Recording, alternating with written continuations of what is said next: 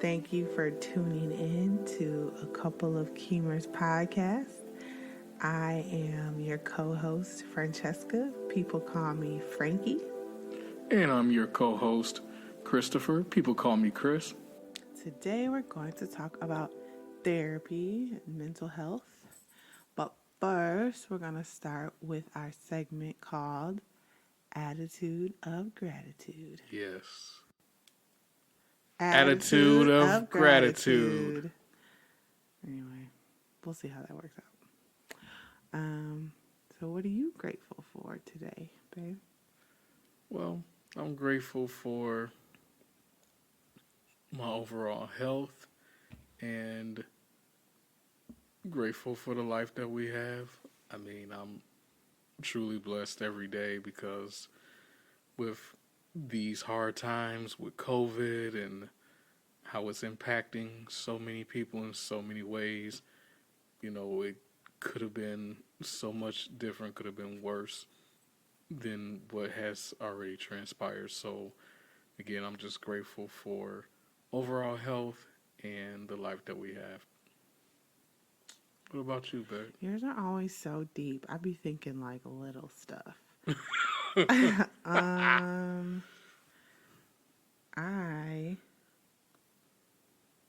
am I grateful for today?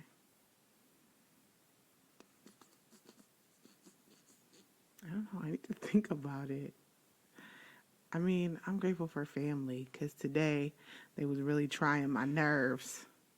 And so sometimes I like to find and be grateful in the things that maybe don't seem so great at the moment. So I am grateful for them, even though they get on my last nerves. Yes. I know that, I was sick a lot in 2020, not COVID related, don't worry. But my family really was there for me. So even when they get on my nerves, like they've been doing lately, I'm grateful for them. Absolutely. And I'm grateful for family as well. The love and support Don't be trying to steal. Well, I'm not trying to steal. I just want to add on by saying, I'm grateful for that as well because they've been very supportive and helping out and just being there for both of us, especially during this past year. Mm-hmm. So I totally am on board and agree with that. Yes, I guess you can never be too grateful, even if you're stealing somebody else's their attitude of gratitude. Anyway, so today we have none other but the best psychologist I know here to talk about therapy and mental health. You may or may not have heard of him. I have the pleasure of seeing him every day, and he goes by the name of Chris Keemer. Everybody, welcome Chris Keemer today to our podcast. He is our resident psychologist. Thank you very much. Thank you for joining us today, Chris. Oh wait, yes, you are the host of this podcast. Oh, I am. You're right. Yeah. Thank you. Where shall we start today, Mr. Keemer? Well, in terms of talking about therapy, I want to start off with, kind of alleviating the stigma and misconceptions that some people may have. First and foremost, it's not for quote unquote crazy people, as we often hear in everyday layman's society and from even media, how they portray it in films, on TV shows, and things of that nature. Therapy is designed to help people improve upon their abilities to cope, especially when the things that people have used over the years to help them cope through various situations are no longer working. When you go to therapy, essentially, that's like the last resort. It's not often the first place you go to. You know, it's usually where you go to, like I said, where all the options that you're used to using, you've exhausted it and you don't know what else to do. So you need to get a professional opinion to kind of help get you started on track again. So that's the first thing. Second, therapy is not like going to a car mechanic where you go to one or two sessions and, oh, I'm all better. Like, no, it's a process. It took you years to go through what you went through, so it's going to take you some time to get through it and put things in a different perspective and allow yourself to heal and use the new tools that your therapist has taught you to use to help you better cope with these things. In case you're new here, which you probably are because our podcast is new, Chris, and you haven't listened to our intro, wasn't just being funny and goofy. I mean, I was being goofy, but he really is. So this is prime information coming to you for free. But I was just hearing you talk about like people going to therapy for the last resort. It doesn't always have to be that way. It's if you allow it to be. That's how it is for a lot of people. Yes. But, you don't always have to go even when things are going poorly. You can go when things are great, just to kind of get some things off your chest and talk it out with, a psychologist or that's trained to, help you with any emotion you're feeling, whether it be good, quote unquote good, or quote unquote bad. And then you said one other thing that I was thinking of. What was the last thing you said? That, it's a last resort, but well, in terms of the getting rid of the misconception that's for crazy people and the stigma, that, you've exhausted all the options that you've used. No, but you said something after that. You had a point after that. What was the last point you just made? That this is a way to learn to use the tools that your therapist gives you. It was something else. I remember. Anyway, go ahead. Sorry. Well, other than, like I said, that is for crazy people or that is short term, like going to a car mechanic, things like that.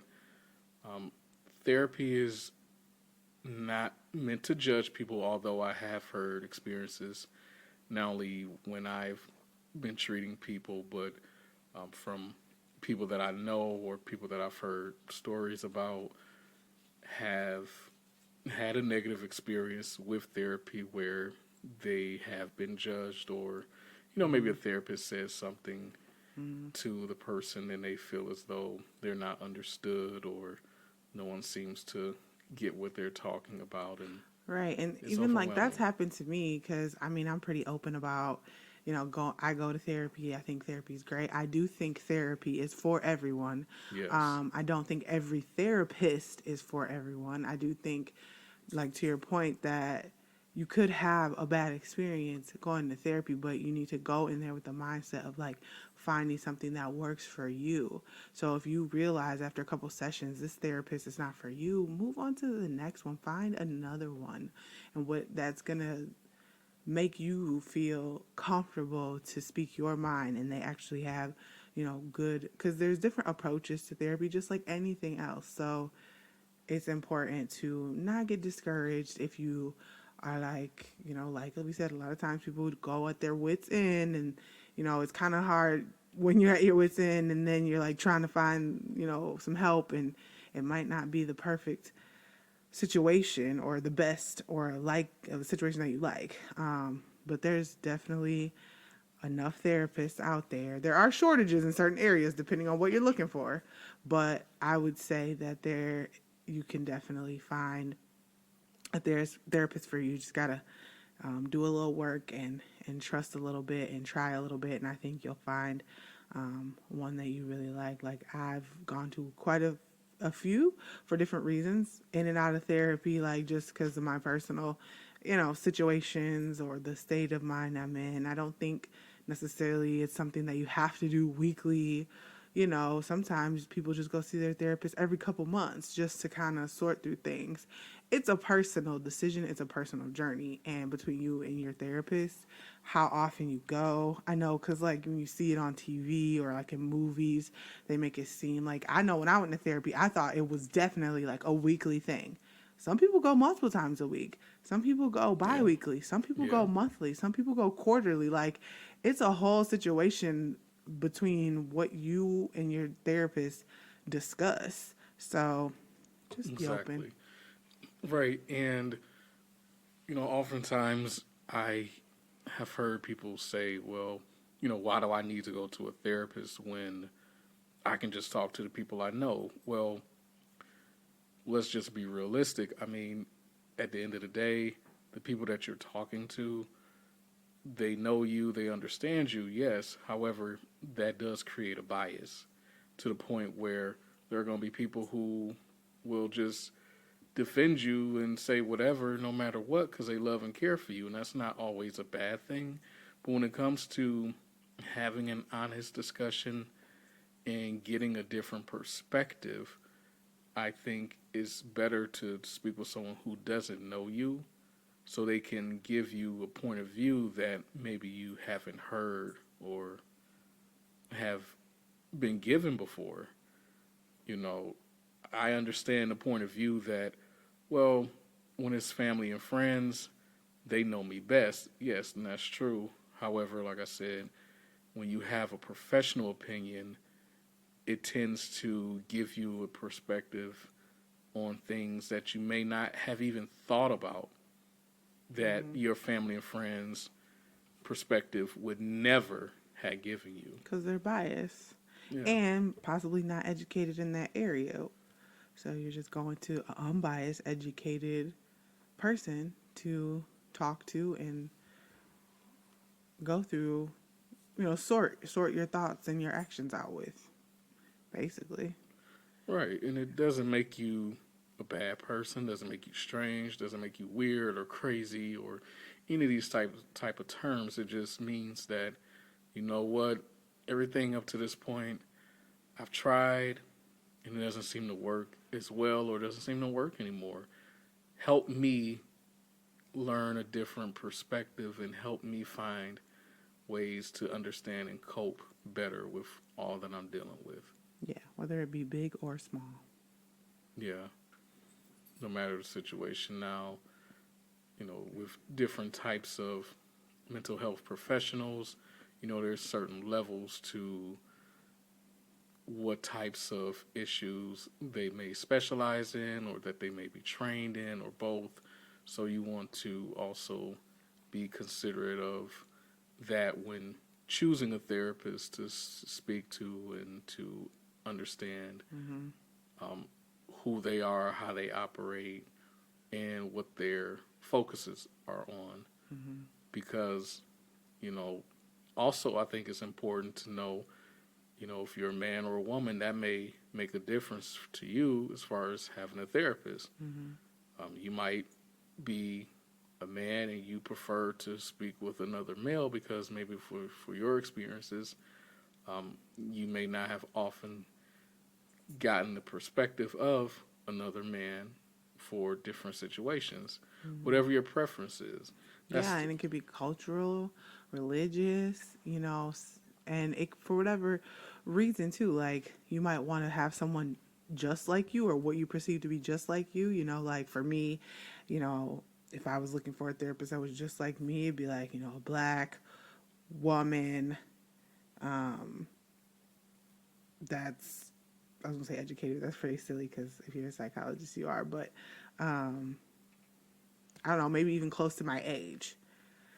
But I've had therapists. I've actually never had a male therapist. A lot of therapy that I went to was free because of healthcare issues. And I think in those places, they generally sort you with this, like if you're a woman with a woman. But and Christian too. Like I wanted but that wasn't a staunch decision for me. I didn't have to see a Christian therapist. It ended up that way. But for me, that wasn't like a must have. I did need to kind of know what your thoughts on religion are. But that's kind of something you learn in the sessions. And if you ask the questions, it's not usually something that's outright discussed unless it is like maybe a Christian agency or something like that. It just all depends where you're at. Yeah. But, I also saw like maybe I don't want to have a therapist just like me because that will offer different experiences because they're people too. They're educated and they've seen a lot of stuff, but they're only human. So, maybe I wanted someone. I've definitely thought of this of someone that isn't just like me because that might even offer that much more of a sounding board, depending on what you're going for. So it's just kind of what you want and your comfort level. Like if you want someone just like you could probably find it. But if you want someone that or it doesn't matter, then there's definitely that too. So Yeah, no, that's definitely true.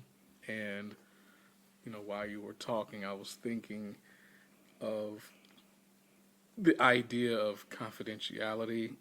I know for some people, they may have had the experience of going to therapy and they hear this spiel during the intake session about confidentiality and how it's, not broken. And that's true. It's not something that as therapists that we just say to just tell you so you feel at ease. I mean, it's true.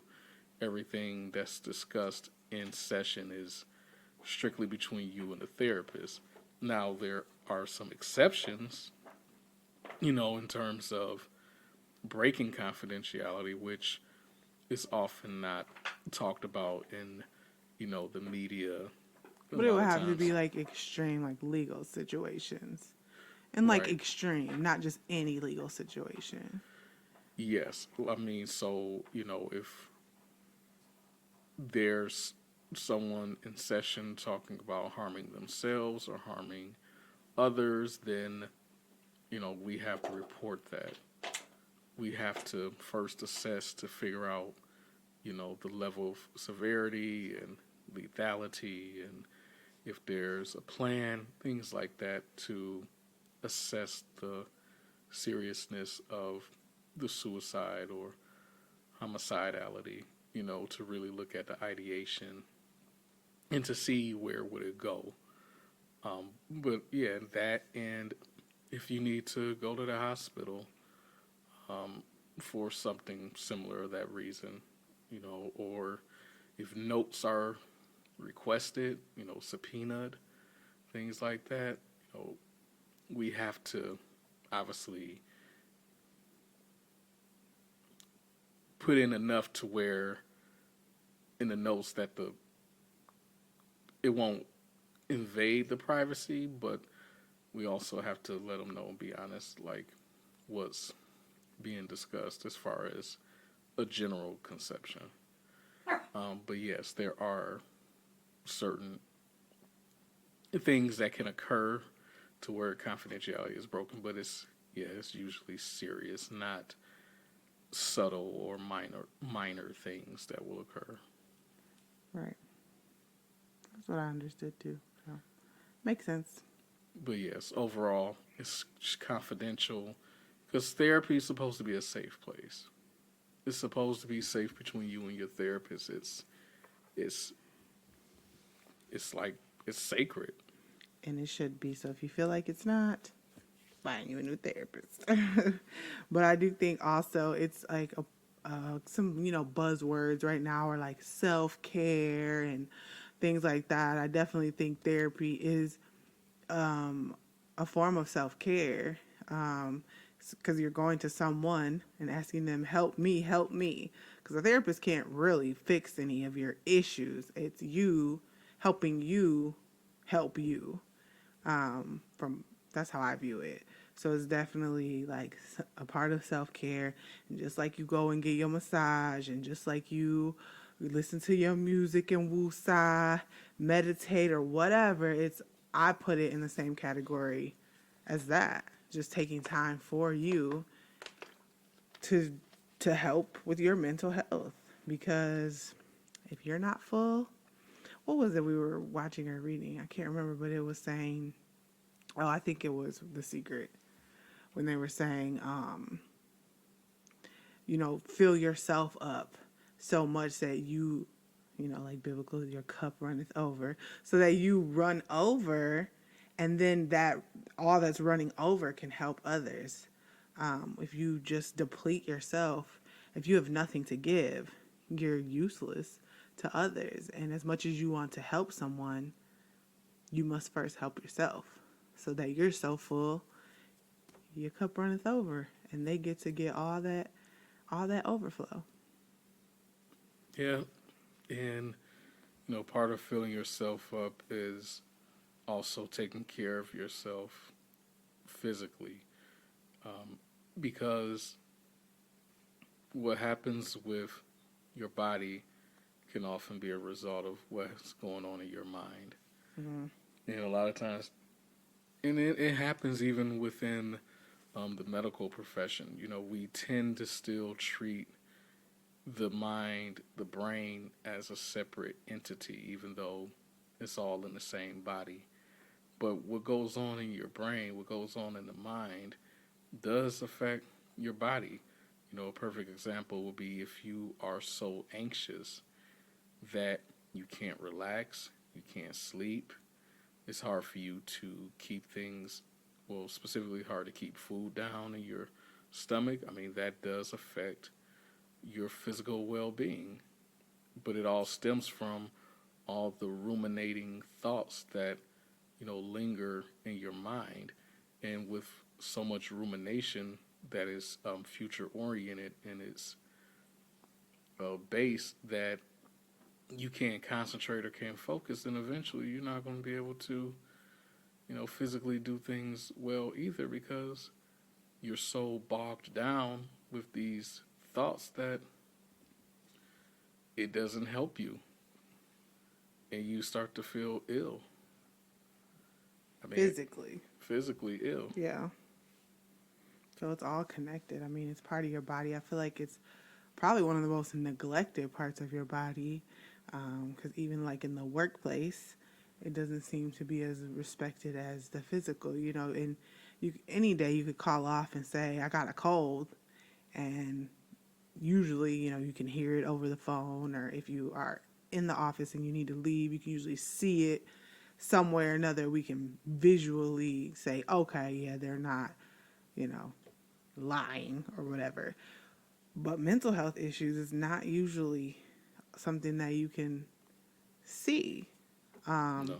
And so I think it's for that reason. I think that being the main reason that it's not as respected. One of many. But I think that's up there on the list of reasons why mental health is not considered as much as physical health. Yeah. Even though, like you said, they're directly connected. That's just like if you get nervous, you're thinking all these crazy thoughts, you could get nauseous, throw up, have to go to the bathroom, irritable, intestine issues, all because of your thoughts, what you're thinking. So it's directly connected. And I definitely think it should be more respected in the workplace. Just as much as physical health. You should definitely have mental health days and be able to just take off without, even if, I don't know, because of the stigma, like you said, that's just a tough one for me, because I personally, and maybe I just need some growth, but I think just as much as I need some growth, a lot of people need growth in this area as well, which is what concerns me. Like if you were to call off and say, I need a mental health day, it wouldn't be respected. And it actually might be looked down upon. Like, oh, she's crazy. I think that stigma definitely still strongly exists, and in the workplace for sure. Yeah. We still haven't had the conversation, or even I would say, the legal or legislative action to make it a thing. And I think because as Americans, we are raised and taught to be so strong and, just be stoic at any given time and moment. But the problem is you are also going to face times where you're not so strong, and that's okay. But, I heard a colleague tell me a few years ago even a strong branch will break. So it's not about you being strong and everything is fine. You have to find that balance and you have to address whatever is concerning because at some point it's going to come down to you and whatever you're facing and it can overpower you. It can take you over. And that's not something that I think is emotionally, mentally, or physically healthy. You have to take care of the mind. Um, Another example would be like depression.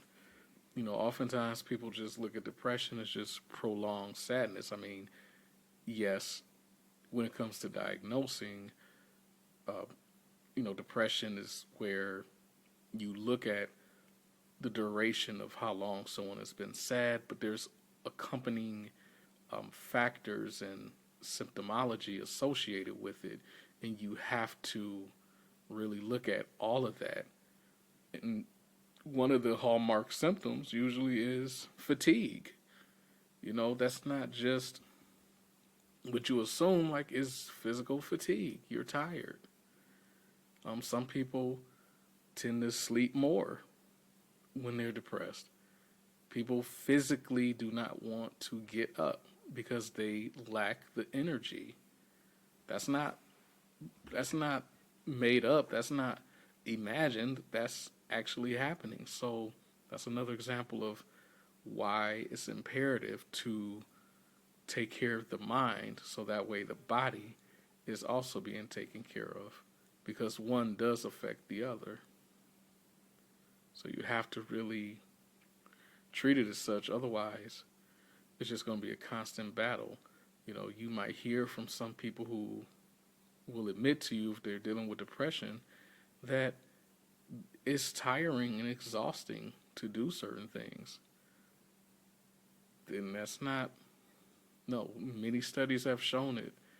And when you have people describe their symptoms to you, it's almost like, wait a minute, that just sounds mostly physical. But that's because depression and different mental health situations often are combined like that. It's not uncommon. So, yeah, taking care of your mind as much as you take care of your body is super important. Do not hold on to stress. Do not keep things bottled in. Find a way to discuss it, to talk about it, talk it out with someone, something, so that way you're not just in that moment and holding it all in and trying to still function. Because at some point, it's not going to turn out well.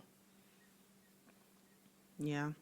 Because I've definitely had moments where I'm going to a therapist for what I think is one issue. And then we start unfolding, and there's a whole nother list of issues. So sometimes you go and get what you're not even looking for the better. Um, that's definitely happened to me on several occasions. And it's all worked out well. You got to really be someone that wants to do the self work and be open to it. Sometimes it can be overwhelming in the moment. Like, oh man, I didn't think of it that way. Oh man, I didn't think of it that other way. And then you start, the mind is very powerful. So you start, at least for me, I start just mind everywhere, like, wow. And then applying it to different situations, like, wow, I never thought of it that way. And sometimes I hear a lot of people say, like, why do people see me as whatever, fill in the blank, mean or shy or whatever? And because you don't realize how you are affecting others, and that's a big deal, and some of those answers could be given to you in therapy because it's just opening your eyes to things that you were just not aware of and about yourself, because it's self work. It's a selfish thing. and in the best way to go to therapy. Yeah. That's how I see it. It's necessary. If you could take time out to go to a doctor's appointment to check on your physical health, you can absolutely take time for a therapy session or continue therapy sessions. And if you're someone like me, it's great because you could just talk for an entire hour. I love talking, hence the podcast. So, I mean, you could definitely find joys in it. You could do whatever you want with your session, just like with any other medical situation or dealing with any type of professional when it comes to health, whether it be medical or mental health professional. You make it like, yes, of course, you trust them to guide you and help you. But if you want to use that session to just get some peace and quiet, you can say, can I just get 10 minutes of silence? They'll give it to you. You know what I'm saying? It just like with medical situations. You tell them, I don't want that procedure. I don't want that medication. I don't want that, They have to an extent, abide by it. So you can shape the space as well. Though, if it's a good therapist, I would say for the most part, let them help you and prompt you. But just some days, you just got to say, I need this today. Because they're, like I said before, they're only human. They're picking up on your vibes. They're picking up off of what you last discussed. And that's how they work. But you just got to speak. Just like, I've always said to people, like, you can't expect a doctor to know what's going on with you if you're not honest with them. How many people go to the doctor and lie? Well, what's the point? If you're not going to tell them that you've been doing X, Y, and Z, they're not going to know. So if you're just going to sit there and lie, they can't help you. Same thing with therapy. There's a lot of parallels.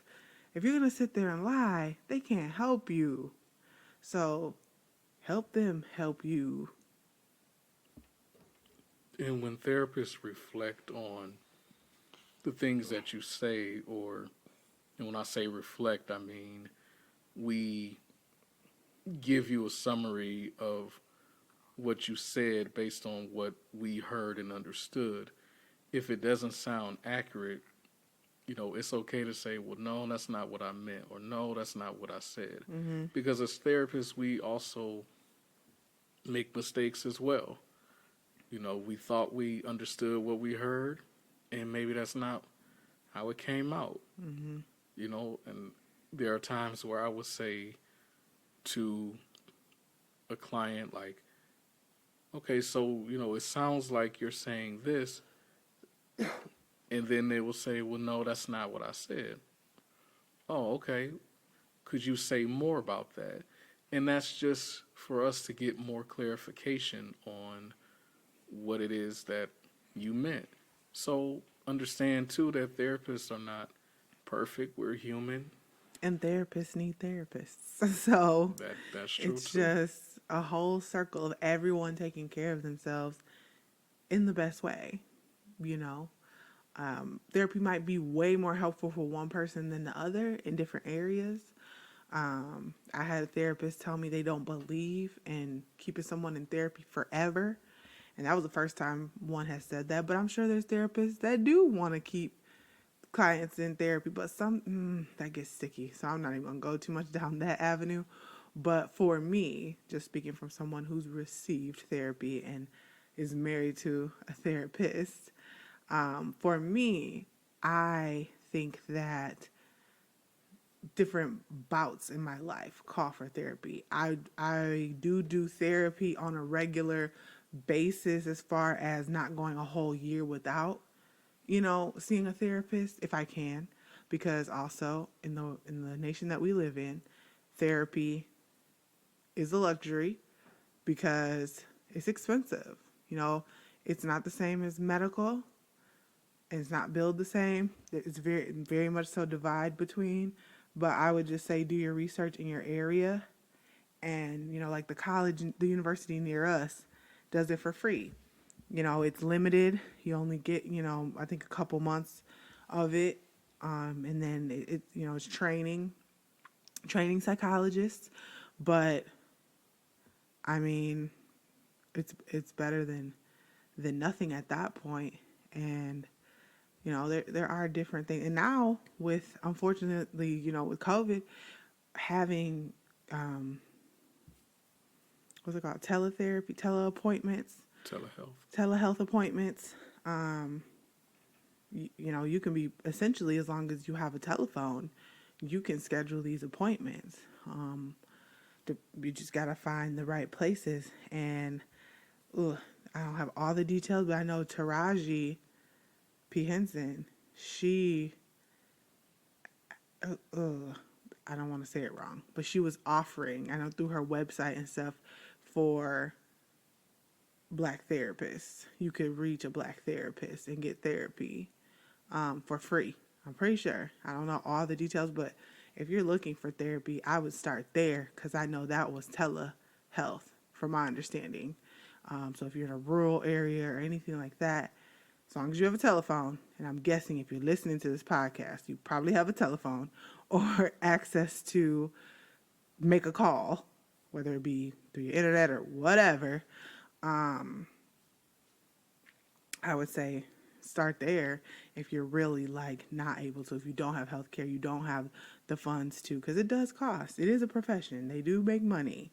So it's going to have some type of cost from somewhere, whether a third party is paying for it or whatever. Yeah, so that would be my suggestions there. But as far as keeping rounds in therapy, ever since I started therapy, I don't think I've gone a full year without seeing a therapist at least once. And I don't really wish I would have started sooner. I think I started at a good time. So it's just different for everyone. Some people might need them young. A lot of children go to therapy. Yeah. So it's just kind of a personal decision, or of course, in that case, the adult in your live's decision. But once you're an adult, it's a personal decision. But I definitely think I was definitely a person who went during a really hard time. And ever since then, I realized how important that it was. And I probably should have gone sooner, but it just really is not something that, my family talks about, or no one's really going to therapy. They just want to say, oh, pray to God. And, you got to talk to your friends, talk to your mama, or talk to your whoever. It's not the same. Not to say those people aren't useful, and God's, definitely powerful. Yeah. But therapist is definitely the avenue, one of the many avenues you can take. Because just because you talk to the therapist, don't mean you still can't rant to your friend or your trusted loved one. But like Chris was saying earlier, they do, without a doubt, have biased opinion. But not to make it not valid, it's just bias because they know you, and y'all have had personal experience together and all that, and they're gonna have rose-tinted glasses when it comes to you, or possibly the opposite. Like, you done burned them one too many times, so they gonna cut you deep, and not really heal you, cut you. So it just depends. You're not gonna experience that in therapy. And if you do, you can switch. You can't switch friends. I mean, you can, but then you're back to square one. You can't, make up for long-lasting relationships. But I definitely think therapy is the answer to a lot of things, or part of the answer to a lot of things. Yeah, it's not as simple, as some people may think. And again, going back to the relationships that, you have with family and friends, the dynamics that you may have with them, can also impact, again, the way you think and the way you feel, to the point where even if you talk with them about things that you're going through, they're just going to give you their point of view based on their own personal experience, which may not align with your own experiences that you're dealing with in that moment or at that time.